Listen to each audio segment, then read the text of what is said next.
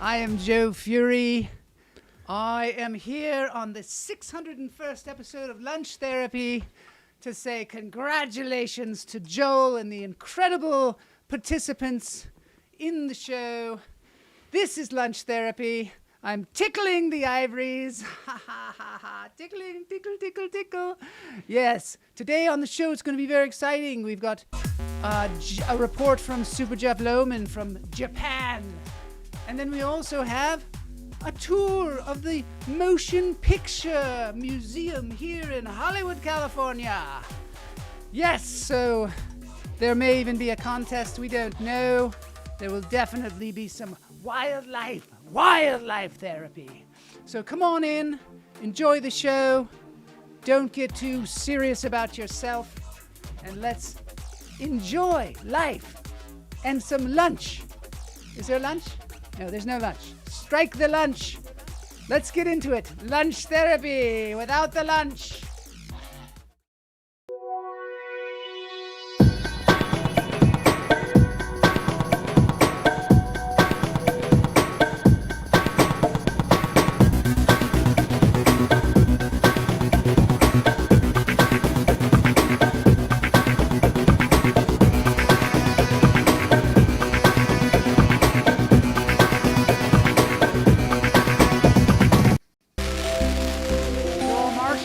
For lunch therapy at the Diwali Festival here in Hollywood, California. We're having a great time eating Indian food and just dancing Indian style, and of course there were fireworks. Now back to you, Joel.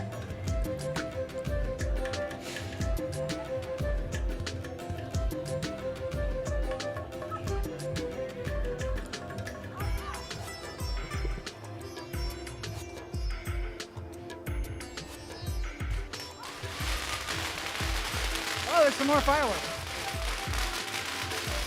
I love fireworks. Hopefully nothing catches on fire, right?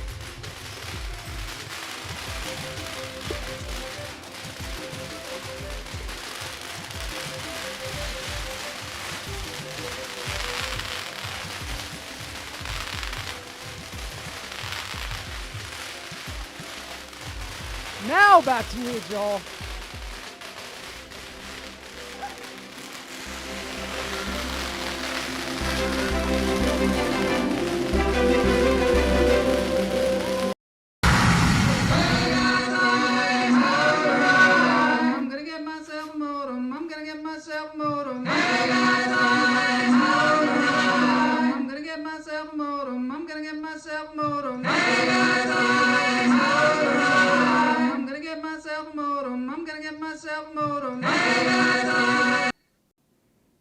Hello and welcome to Lunch Therapy number 601. So good to be here. I'm your host, Joel Marshall. Today we're going to have some crazy stuff. Joe Fury told you about that a little bit at the beginning of the show. I wanted to sway your attention to a live show that we're having at the Yard Theater. Yard Theater is in Hollywood, California. There's a link in the show notes. It's called The Origins of Comedy. It's going to be Gayla Johnson, Eric Davis, also known as the Red Bastard, and Joel Marshall, all doing innovative stand-up comedy. So that's December 6th, Friday, December 6th. So get your tickets. You can get them. There's a link in the show notes. Not a lot of seats in this place, so they'll probably be going fast. So there's a link in the show notes. There is a code that you can use, hummingbirds, and if you use that code, then you can get $5 off. Use the code hummingbird. And also, just wanted to say there's this cool thing going on here as well. If you go by the West Hollywood Library, you'll see the Equal Means Equal Final Impact installation done by none other than Kamala Lopez and Sonja Nuttall. And as you can see, it's really incredible. We're going to, hopefully on the show, we're going to have some drone shots of this and some other really cool looking stuff. But right now they're sending that out to the press. let everybody know. Drive by the West Hollywood Library. We've got to publish the Equal Rights Amendment. Make the call. But right now it's Rocktober. Rocktober. This is the final Barefoot Tuesday show for Rocktober, and I got a lot lined up here today. I was promising the co-host Mama J, but they had a little bit of medical issues over there. I think Denny was having a little bit of problems, her husband, so she's taking care of that, as she should be. Howard Aronin, Joe Fury didn't make the Origins of Comedy show. He actually, I think, I'm trying to twist his arm, but I think there is a good chance that Joe Fury is going to be hosting the Origins of Comedy show. So we'll have to see. We'll have to see what, with his busy schedule and everything like that. It's tough to get him, but there, we can always hope. We can always hope. Today's Barefoot Tuesday. I'm going to need to breathe because I'm solo hosting the show. But that's okay because we got some really cool stuff coming. Barefoot Tuesday.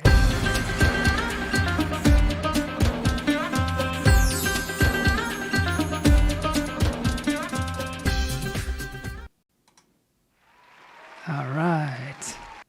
Feel free to share the show today because there's going to be a tour of this thing behind me. Well, this is actually the LA County Museum of Art, the LACMA. But there's going to be a tour of the Motion Picture Museum. I don't know if any of you have been to the Motion Picture Museum on Wilshire Boulevard. It's the Academy of Motion Pictures Museum. We're going to see a lot more of that today. Went there for my birthday with Kamala and Boney, and we got some really cool footage that we're going to show exclusively on this episode of Lunch Therapy. But first we have to breathe.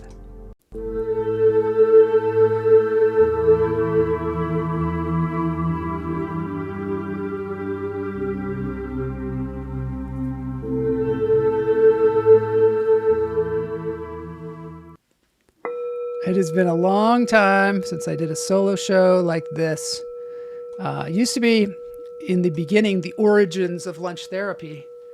The shows were all solo, and I would just jabber away. Now I have the benefits of the community of hummingbirds out there to join in on the show, co-host the show. We've had some incredible co-hosts. Looking back over the year, I've just been so fortunate to have all of you come in and co-host and join in, and the wonderful guests that we've had. So just take a moment to say thank you to everybody out there. Hummingbirds, non-hummingbirds, thank you so much for everything that you've contributed over the last year, or, the last, what has it been? 4 years, 5 years? Behind me, Healing Vibrations. This is an early Healing Vibrations from 5 years ago, and it is Halloween themed. You can barely see Travis back there. Today on the show, we're going to have Jeff Lowman reporting all the way from Japan, which is really startling. I always wanted to go to Japan. Now I've got a chance to go there through the magic of virtuality. And then also, besides the museum, we're going to have Trash Panda Comedy Club with a special guest. And then, I don't know, perhaps we will have some animal therapy. Got some real special animal therapy for y'all out there in YouTube lands. So first I'm going to take 3 deep breaths, in through the nose, out through the toes. Hold it.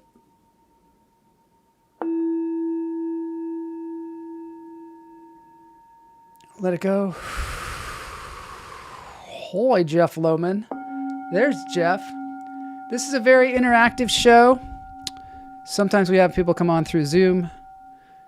A lot of the activity happens in the chat room, so feel free to share this around. There's Jeff. Jeff's all the way in Thailand. Or I don't know. Are you back from Japan, Jeff? That's what I'd like to know. In through the nose, out through the toes. Hold it. Let it go.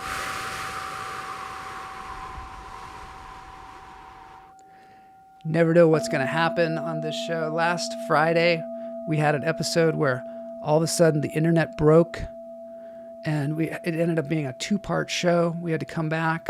Hummingbirds had to find us. It was very exciting. Jeff says he's back in Thailand. All right. Well, we're going to find out something about Japan here. In through the nose, out through the toes. Hold it. And let it go.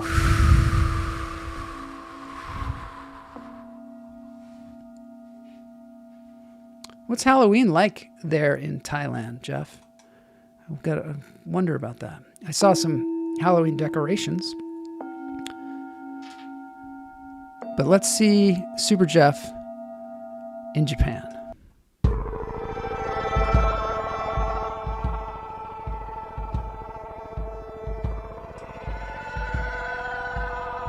Scary.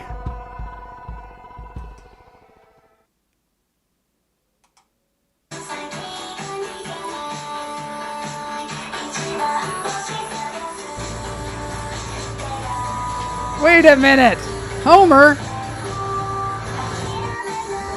Hello there, hummingbirds. It's Super Jeff coming to you from Japan. Hi. And I'm in the Lucky Box area. The Lucky Box area is a great place to go gambling.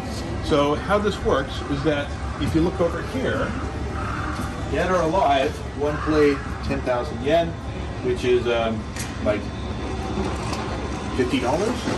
And you turn the lucky thing, you change somebody's life, and what will happen is a little ball will come out that has a key on it. And then if you look over here, you can get something like the Nintendo Switch. Or if you scan over here, you can see a Harry Potter glass, which I wouldn't really want. I would want more of a Switch. So there's like things that you have no use for, and then things that you definitely would like this purple penguin. And over there, we've got a scary head for Halloween, and a Kung Fu video game. And you've got the key that comes out of that little hole, and then you turn it and you get your lucky thing. So that's what's going on in Japan right now. Cool. People are playing the Lucky Box. Wait, Jeff, what did you win? Did you win something? I want to know. Let me know in the chat room. Karaoke time.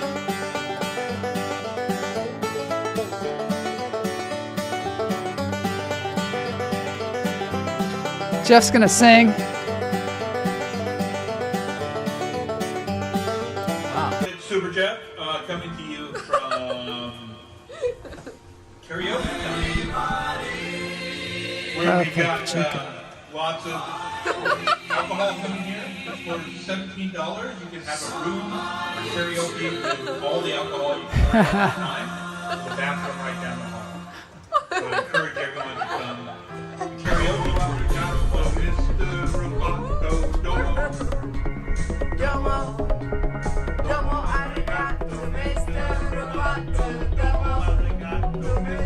Wow, that's good.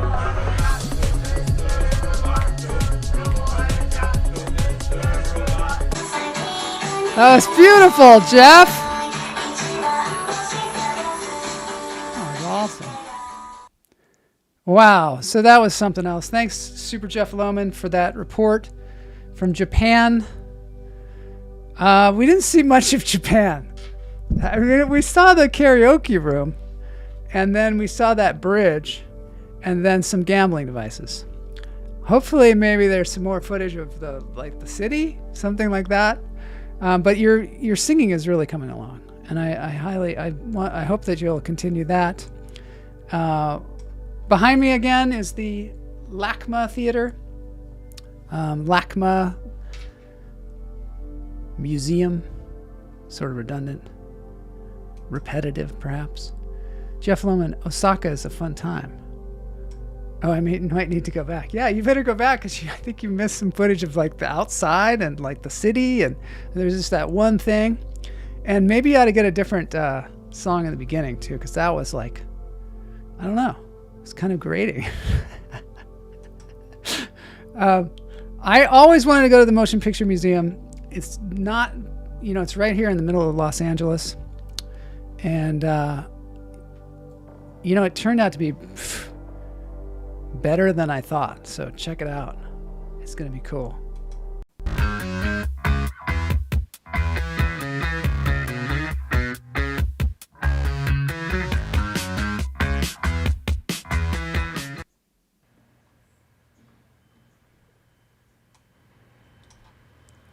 Joel Marshall reporting for Lunch Therapy here at the Los Angeles County Museum, or LACMA as they call it.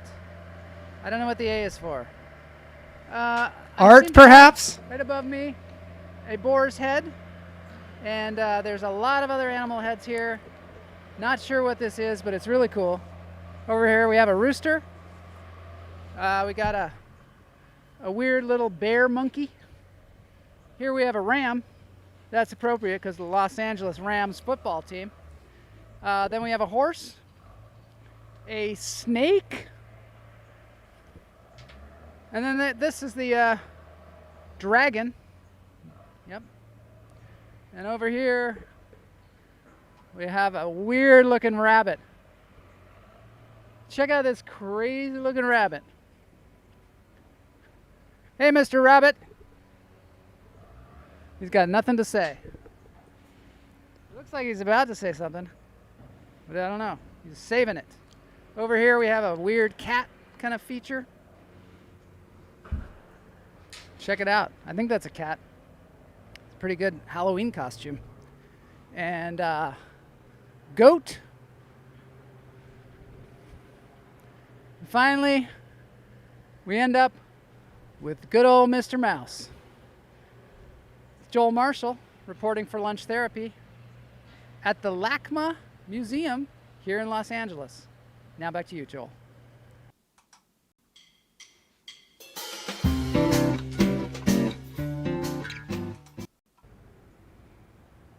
Joel Marshall here reporting for Lunch Therapy at the Academy of Motion Pictures Museum.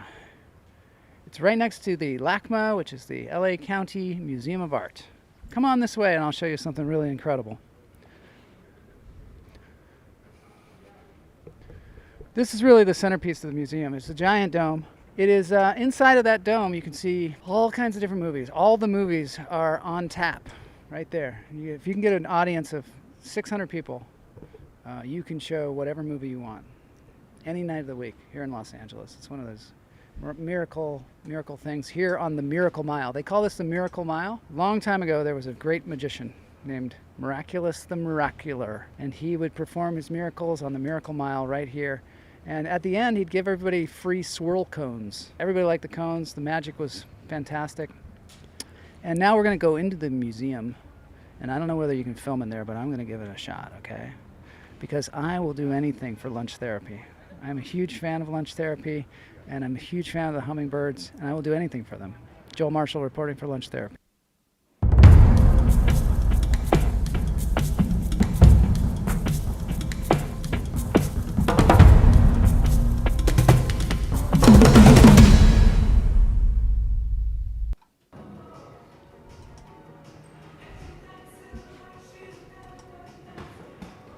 Here we are at the Academy of Motion Pictures Museum. We're just about to go inside. Right here I have old Oscar there. I think I just whacked him in the butt. It's kind of a weird thing to do. But that's what we do, you know, because we're teammates.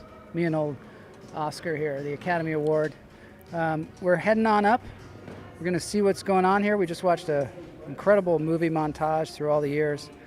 It's Joel Marshall here, reporting for Lunch Therapy.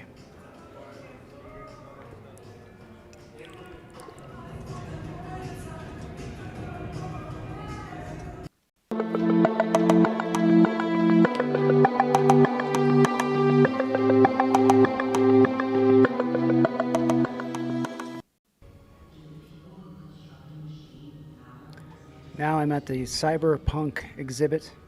It is part of the Art and Science Collide exhibition that's going on all over the city. Right now this is a display that is all about a genre of films called cyberpunk. Behind me you can see some posters from what they think of as cyberpunk. We've got Blade Runner, we've got Ex Machina, Tron, Escape from New York with Snake Plissken. I remember that one. That was a good one. Some really good stuff. RoboCop over here. What else we got? Strange Days. Johnny Mnemonic. That was a pretty interesting one. I think they need a lunch therapy poster. I think lunch therapy is a kind of a cyberpunk kind of thing. I don't know. Let's go inside. Language is stolen and landscapes silenced. Against this backdrop, survival itself can be an act of rebellion of humans and machines. But rather between people. Between those who create tech to profit, to spy.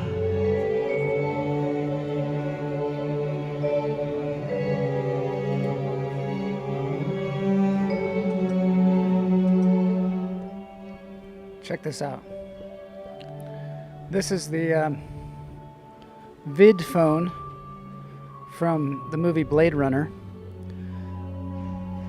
You go in here, it's just like a payphone, except it's a vid phone. Funny how our observations of the future sometimes include things that become of the past. Nobody knows what a telephone booth is anymore. But the way they envisioned it, we'd have telephone booths with phone images on there, with a vid phone. But instead, it's in our pocket. So it's interesting.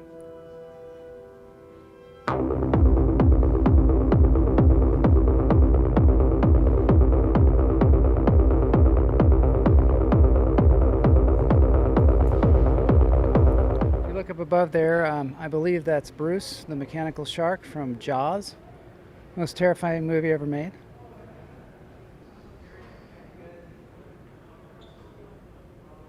Now we're at the second level of Cyberpunk.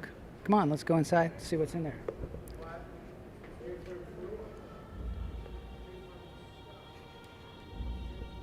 Looks like it's looking out over the previous stage that we were looking at. And what do we have here? Terminator. Some Terminator stuff. Oh, this is Ex Machina. Cyborg. That's her face, I guess. Over here we have some Terminator sketches.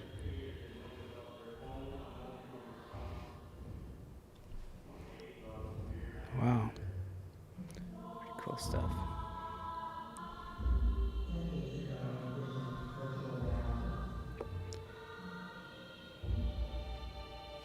This is a helmet prop from Videodrome, David Cronenberg.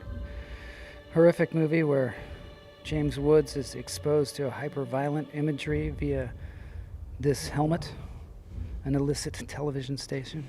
Kind of like today, you know, where they show all kinds of, kind of like KCAL News or MSNBC. They show you horrific imagery to try and control you.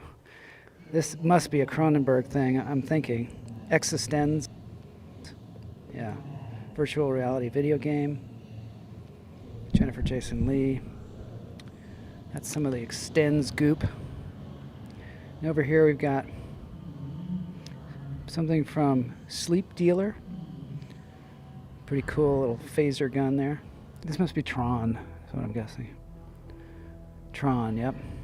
Costume worn by Dan Shore as Ram in the movie Tron. Pretty cool, huh? The 1982 movie Tron, not the remake or the sequel. Now back to you, Joel.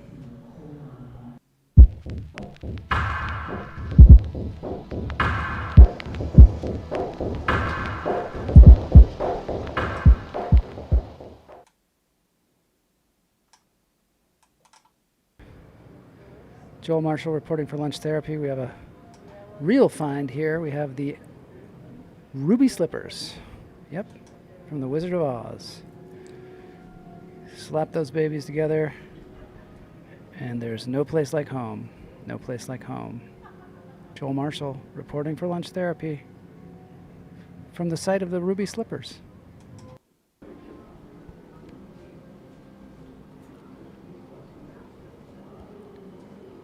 You come to me on the wedding day of my daughter, and you disrespect me. Well, let me tell you something. I'm gonna make you an offer you can't refuse. And it's right over here. It's a dead horse's head. I don't know what you're gonna do with it. Maybe put it up on the mantle. And we're gonna sign this contract.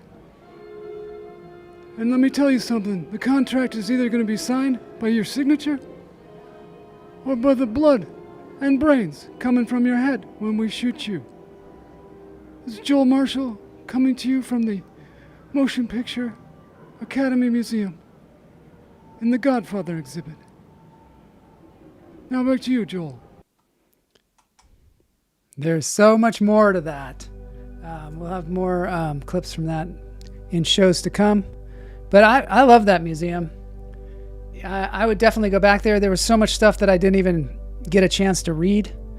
They had a whole room where they were talking about casting, and they would have like the auditions of people, and then they'd show the movie and how the audition was and who got the part, and then they'd show like casting directors lists, like they had a list from The Graduate, and they would show you like who was up for the different parts, like Mrs. Robinson. I mean, it was kind of mind-blowing even back then, to see like what the competition was like, and it's probably worse now. I'm looking around to see if I can find that picture. Boney, can you get that picture of the casting list? I don't think we have it, but maybe if he gets it, he can show you that. Oh, here. Thanks, Boney. Yeah. Yeah, there they are. I mean, Boney, that's kind of crooked, but you can see, they have these long lists. Pretty cool. Anyway, we'll get that fired up for you another time. But now it is time. Let's see what Kamala says here. Genius. And I can't be in museums for longer than 4 hours. Were we there that long? I could have stayed there for like another 8 hours, I think. You're gonna have to become a member or something. You know what I like? Since it's the holidays, I like watching some animals play with pumpkins, so we're gonna do that for a moment here. Let's see if we can fire up the adorable sea otters from the Oregon Zoo. There they are. They got some good pumpkins. See, this is kind of great because not only do they have the pumpkins, not only do they have the cute otters, but they also play basketball with the pumpkins. So, I mean, Oregon Zoo is a full-service institution. I'll have to tell you that. Happy Halloween to everybody out there. Grab yourself a pumpkin. You don't have to just carve it. You can also eat it. All the other animals are doing it. Just make sure you don't get one covered in pesticides. An organic pumpkin, perhaps. We should carve a pumpkin around here. Look at those cute little otters. All right, we're going to hit the Trash Panda Comedy Club. I got a very special guest today. Someone who has never done Trash Panda Comedy Club before. Let's get into it. This is the Trash Panda Comedy Club. 3, 2.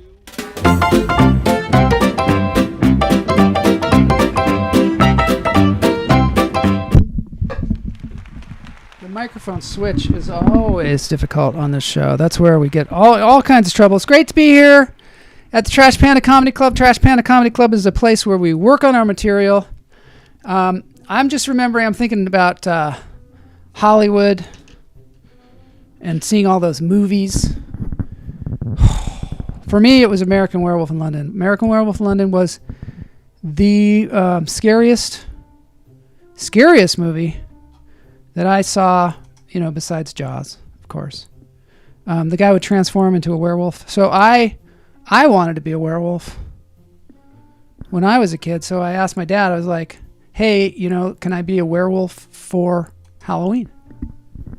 And my dad was an artist, so any time that he was going to do something like that, he looked at, everything as a canvas to do his art. So he looked at me like I was like a blank canvas, and he got out some epoxies. He had all kinds of crazy epoxies in his studio, and he started epoxying, my face.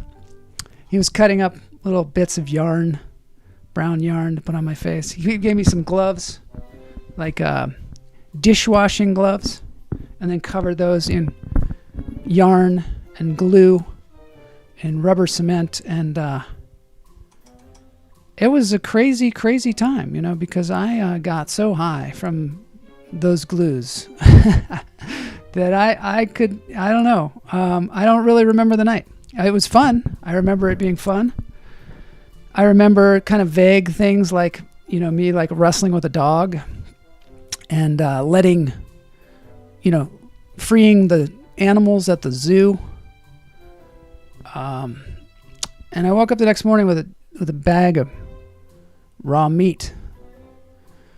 And I'm telling you, it was delicious. It was so good. So good. I've never had raw meat like that before in my life. I'm looking now for the American Werewolf in London video from the zoo, from the museum.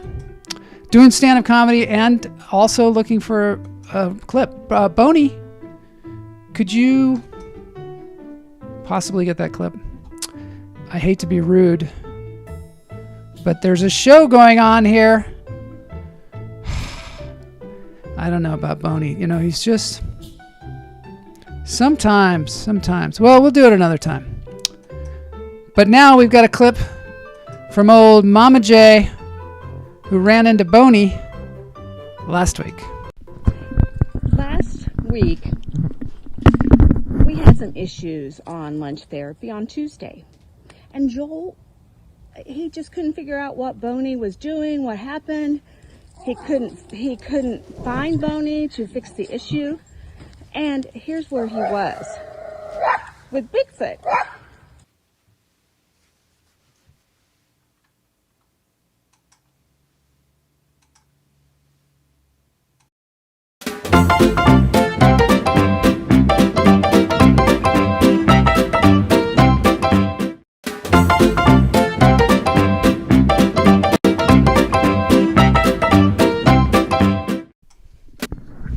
Hello, I am the Bat.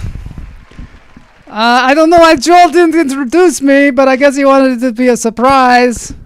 Surprise! It is the Bat here on Lunch Therapy. I haven't been on Lunch Therapy in a long time, so thank you so much for welcoming me back. I see Gayla is here. Gayla, so glad to see you. Happy Halloween, Gayla. And Jeff Lowman is here. Sasquatch is my best friend. That's one of my favorite songs. One of my favorite Jeff Lowman songs. Bigfoot is my best friend.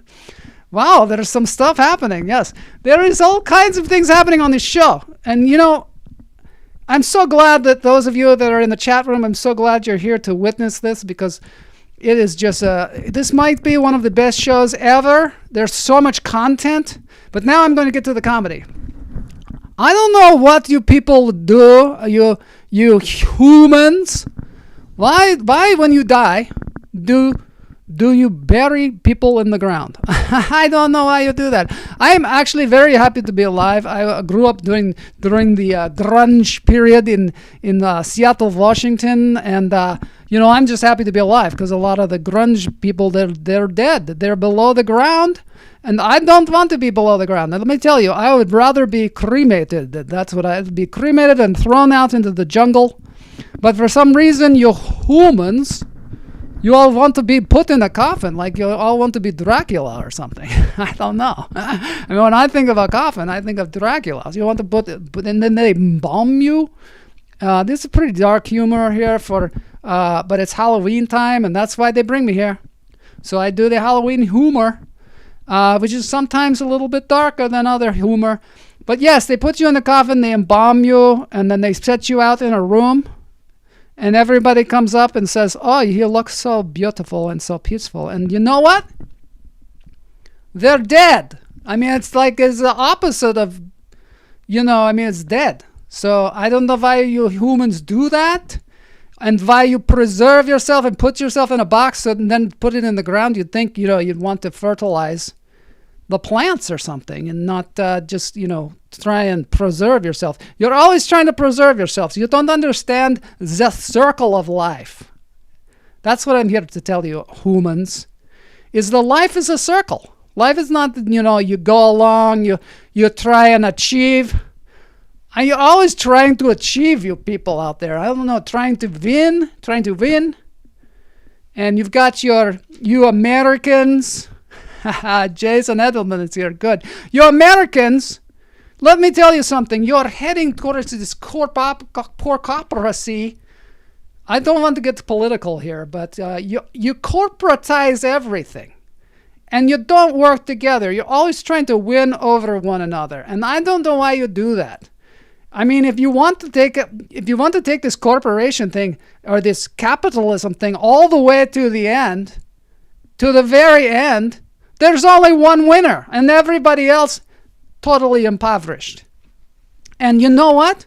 If you really want to do it, why don't you charge for everything? Women taking care of the little kids, the mothers, charge the kids. Charge the kids for taking care of them. Make them go out and get a job. Because why is that free labor? What's going on here? Anyway, I've run out of time. I'm done doing my capitalist rant, and you humans, you really got to get it figured out. Okay? All right, thank you. This has been The Bat in the Trash Panda. Is that what it's called? Trash Panda. Oh, I love little pandas, by the way. I just love them. I just want to say one other thing. I am a huge fan of Ozzy Osbourne, and he just got inducted into the Hall of Fame. But I want him to do something about bats now, because he bit off so many bat heads.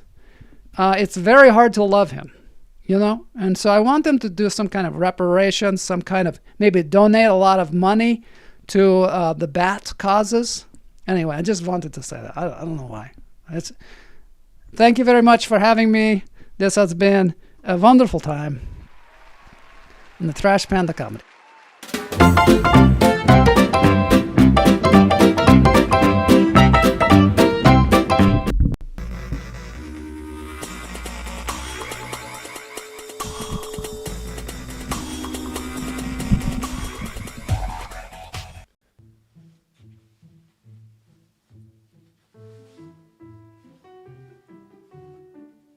Lately, I've been watching a lot of football because football increases the testosterone levels, and so I've been watching a lot. But I'm starting to think about the teams that were early on in the NFL, before the NFL was what it is today.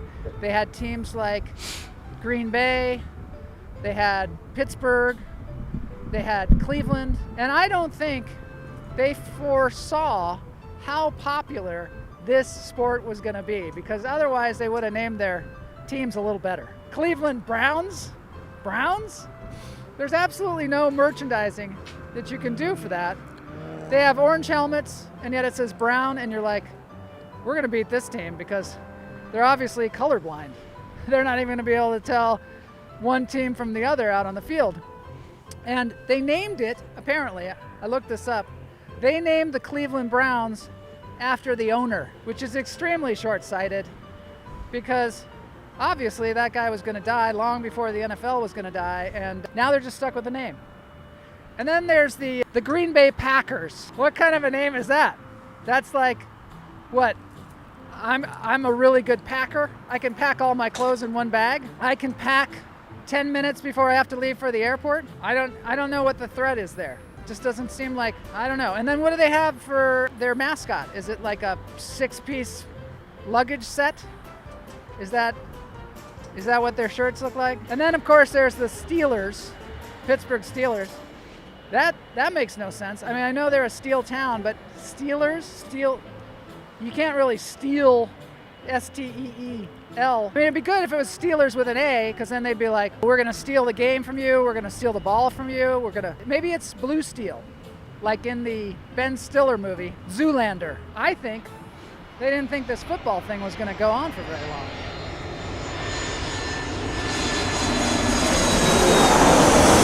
My wife and I, we have a problem with packing. It's always been a big bone of contention. When I travel, I like to feel free. You know, it's about feeling free. But when you have, 300 pounds of luggage, it's really hard to feel free. It's really hard to feel sleek, carrying all that luggage. We used to actually carry a giant caravan of luggage. We'd have to tether one bag to another. Can you imagine, though, how difficult it must have been before they came up with the rolly luggage? Think about the decades and decades people had to carry luggage with them. And then one day somebody's like, hey, what if we put wheels on that thing? And they're like, no, you can't put wheels on this. They're like, well, what if we do? And then that, for the longest time, was like the peak of innovation. You could roll luggage wherever you wanted. And then somebody brilliant came along and said, what if we put 4 wheels on it? That was whoever came up with that. And we don't even know who came up with these things. And those people should be celebrated daily. There should be statues of the Rolly inventor in LAX. I mean, if those are the people, those are the true innovators, the true inventors that someday, I suppose, we'll revere. But right now, we just don't appreciate it. We're just a bunch of people that just don't appreciate it.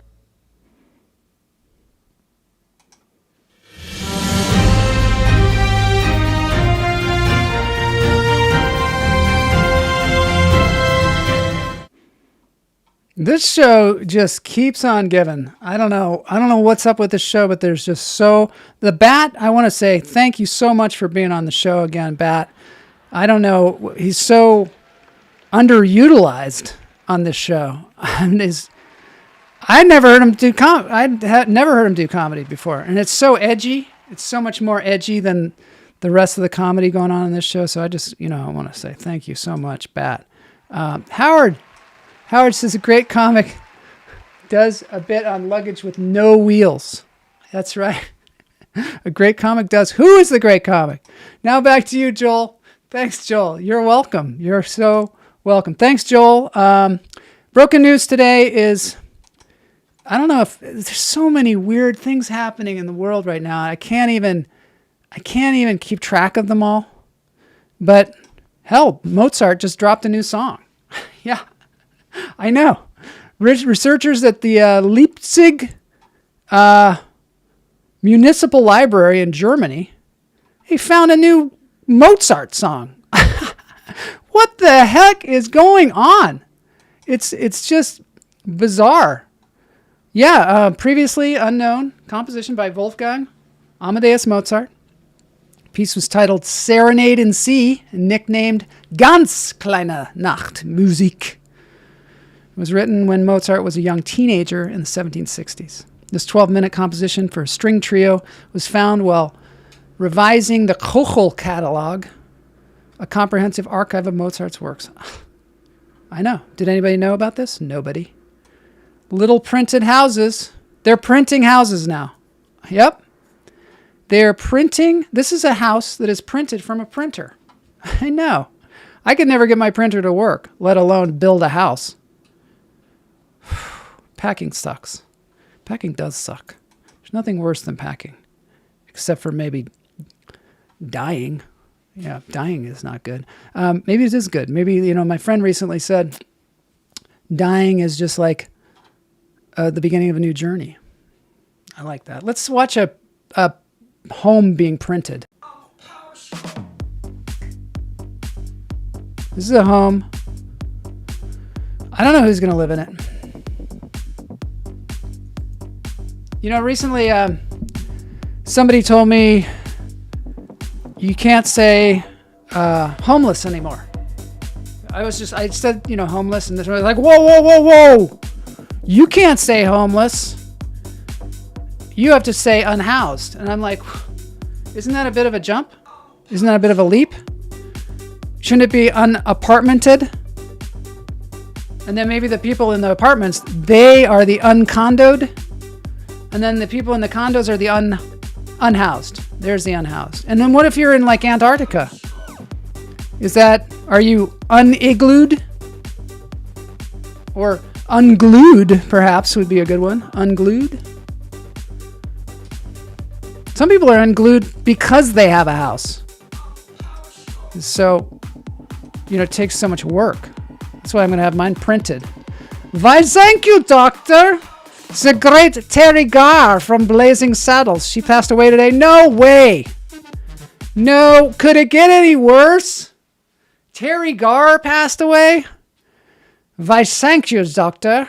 She was so great there in the Blazing Saddles. But the young Frankenstein. Whew. Yes. Untented. Right, the Untented. All right, now back to our regular program where we were watching this thing being printed. I don't know, where were we? Someplace like that.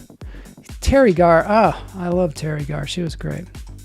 You're definitely unglued. By the way, I got to credit one of my comedy writers, Camila Lopez, who came up with the unapartmented in just conversation we were having the other day. And she's a genius, comic genius. Okay, one more thing before we end the show.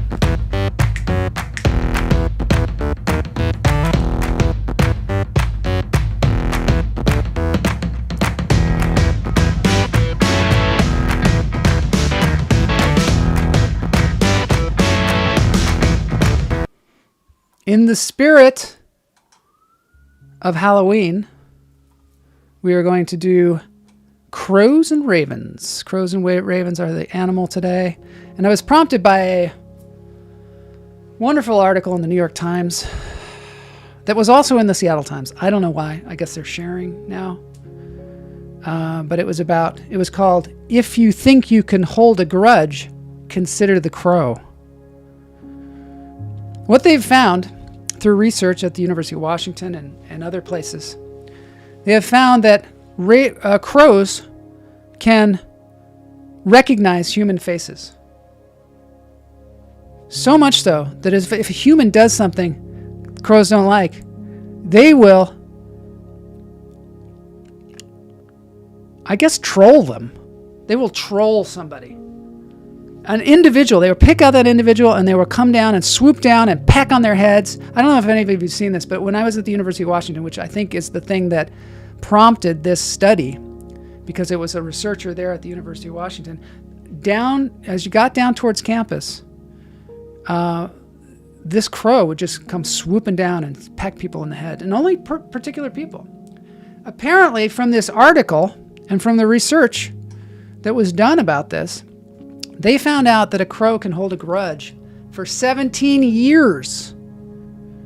And the way they did this, it's really incredible. This guy, his name is Gene Carter. He's a computer specialist in Seattle. He followed crows that lurked outside his windows. And he's like, oh, this guy was followed by crows. Crows would stare at me at the kitchen. He said in an interview, if I got up and moved around the house, they would find any place where they could perch and scream at me. If I walked out to my car, they would dive bomb me. They would get within an inch of my head. And then, I don't know, this is just, you got to check this out. They also wore this ogre mask and then walked by with like a dead crow. And then ever since then, anybody that wore the ogre mask, the crows would come in and attack. You have to read this article in the New York Times or in the Seattle Times, wherever you get your Times, but not in the Washington Post, I'll tell you. I'm boycotting that. Here it is, New York Times. If you think you can hold a grudge, consider the crow. Anyway, great stuff. There's the ogre mask. People are doing important work out there. I gotta say, the difference, I gotta know the difference between a crow and a raven. Ravens are larger than crows generally. A raven's wingspan can reach up to 54 inches, while a crow's wingspan is about 40 inches. Let's see what Matt says here. I love crows, by the way. I love them. I hope that they don't start dive bombing me. There was a lady who they were dive bombing her, and she decided to give them treats, and she won them over. And then after a while, people would dive bomb anybody that messed with her. Matt says, yeah, if you look at the bylines in the Seattle Times news stories, you'll see that a lot of them are sourced from other news organizations. It's getting hard to work for the paper these days. How old do crows get? Well, Boney, can you tell us how old crows get? It's a good question. I mean, 17 years is a long time. 17 years. They're highly intelligent. Crows are incredibly smart. With the intelligence comparable to that of a 7-year-old child, they can solve puzzles and use tools. Older crow siblings often help their parents raise newborn chicks by defending the nest and bringing food. When a crow dies, other crows gather around the body in what appears to be a funeral. This behavior helps them learn about potential dangers. They're omnivores. Yeah, I don't know how long they live. Maybe I'll ask old Google. How long do crows live? Well, they live 10 to 15 years, so I guess they just remember things for their entire life. Australian raven lives 22 years. Well, that's weird. Maybe they pass it on to their kinfolk and say, peck on that guy once I'm gone. After my funeral, peck on that guy. I wonder if ravens in Japan are huge and noisy. Wow. Jason says he must have done something bad.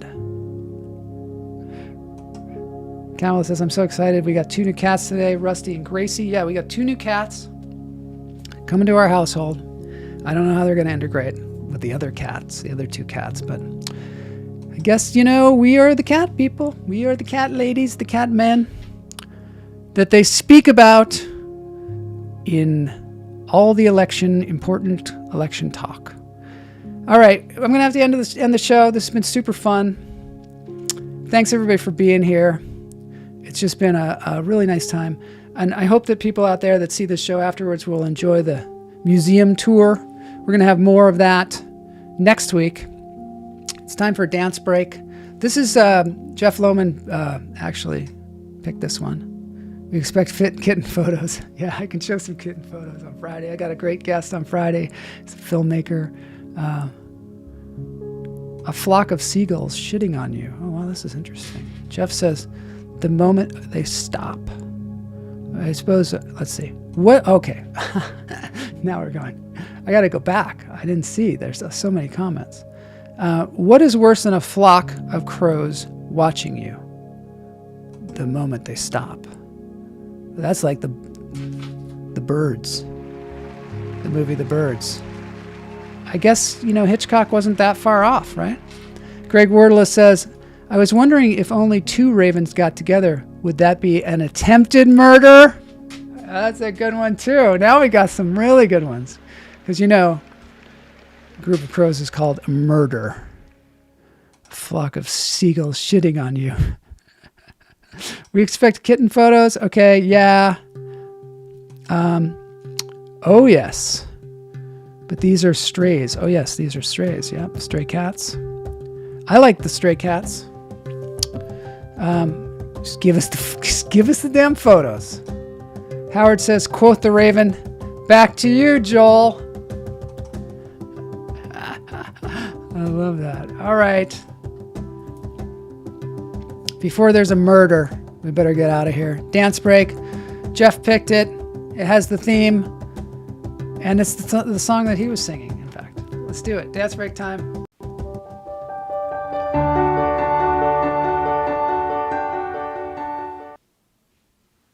Let's give it up for the Lockdown Band. The Lockdown Band. All right, good evening, Executive Lounge.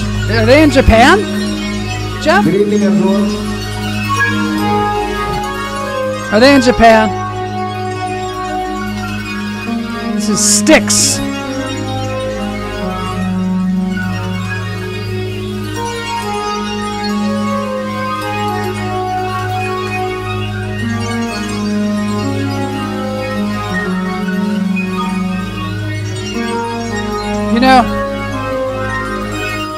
'80s songs always have long intros. I learned that the other day from Joe Menente at the Fourth Wall.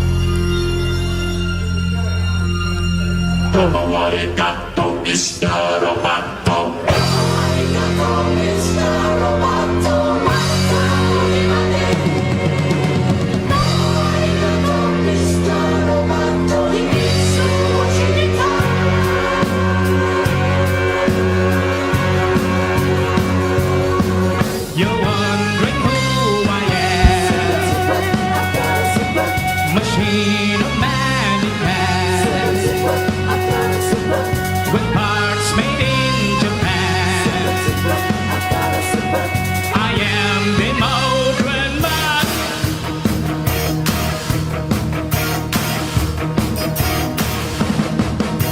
I've got the secret I've been hiding under my skin. My heart is human, my blood is boiling, my brain I be out. Great, right? More Roboto mask? Don't be surprised. Yes. I'm just a man who needed someone and somewhere to hide to keep me alive. Just keep me alive. Somewhere to hide to keep me alive. I'm not a robot, not in motion. I'm not what you see. I've come to help you with your problems so we can be free. I'm not a hero, I'm not the savior. Forget what you know. I'm just a man whose circumstances been beyond his control, beyond my control, beyond the control. I need control. We all need control. I am the modern man.